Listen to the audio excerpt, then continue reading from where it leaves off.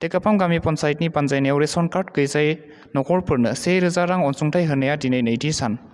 बुहुमनाङैनो कर'ना भाइरासनि गिलुबालु महरखौ नुनानै बेखौ होबथानायनि राहा महरै भारत सरकारा गोलाव 21 सान लकडाउन फोसावनायनि जाउनाव हादरनि सरासनस्रा गोरिब थाखोनि हाजिरा मावनानै जाग्रा सुबुंफोरा गोबां अलखदाव गोग्लैनांदों।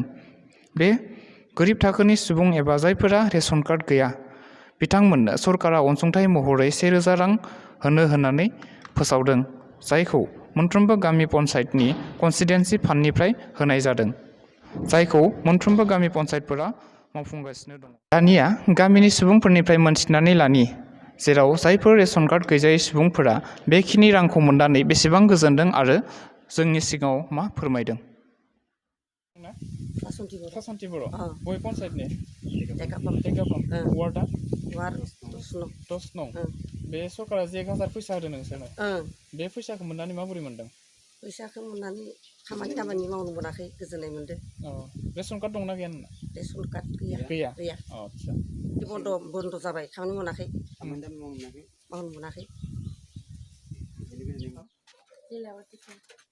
পঞ্চায়েত টেকাপাম আপুনি এইটো পইচাটো পাই কেনেকুৱা লাগিছে? ভালেই লাগিছে। মোৰ নাম শ্ৰী মনেশ্বৰ সোণোৱাল।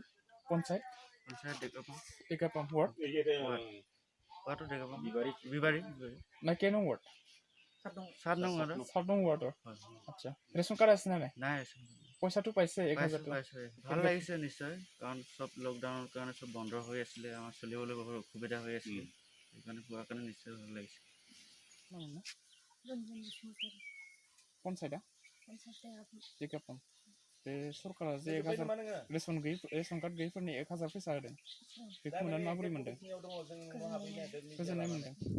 सरकारा दासान्दि माने जायफोर रेशन कार्ड गैया बिथांमोननो 1000 रां अनसुंथाइ होदों, बे बेलायाव नोंथाङा मा बुंनो सानो?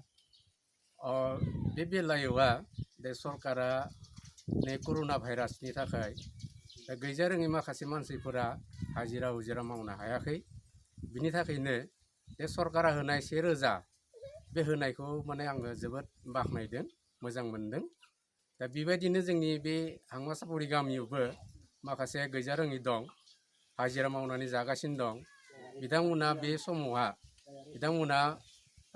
हाजिरा मावनानै जानो हायाखै, फैसा पातिफोरखौ दिहुननो हायाखै, ओंखायनो माखासे उसुबिदायाव गोलैदों। बे गोलैनाय बेलायावनो दा सरकारा जिहेतुके बे 1000 थाखाखौ होदों, बे होनायाव जोबोद माने मोजां जादों, बेखौ आङो बाख्नायदों।